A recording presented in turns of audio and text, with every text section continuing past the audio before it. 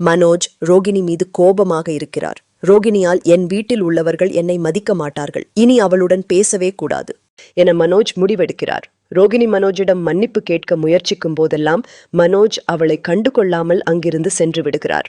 இதனால் ரோகிணி மனதில் வேதனை அடைகிறார். விஜயா மனோஜிடம் உண்மையை கேட்கிறார். ரோகிணிக்காக நீ பொய் சொன்னது எனக்கு தெரியும், ஆனால் அவள் உன்னை உண்மையாக நேசிக்கவில்லை என விஜயா சொல்கிறார். மனோஜ் ரோகிணி அவமானப்படாமல் இருக்கவே நான் பொய் சொன்னேன் என உண்மையை ஒப்புக்கொள்கிறார். இதை கேட்ட விஜயா அவளை நம்பாதே, அவளுக்கு உன் மனைவியாக இருக்க தகுதி இல்லை என எச்சரிக்கிறார். விஜயா மற்றும் மனோஜின் பேச்சை கேட்டு ரோகிணி அழுகிறார்.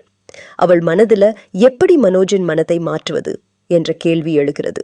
இதே நேரத்துல மீனா சமையல் செய்து முத்துவுக்கு பரிமாறுகிறார். முத்து, உனக்கு பிடித்த பூரிதான் சமைத்திருக்கேன் என கூறி சிரிக்கிறார். ஆனால் பின்னர் ரோகிணியை பற்றி கேலி செய்கிறார்.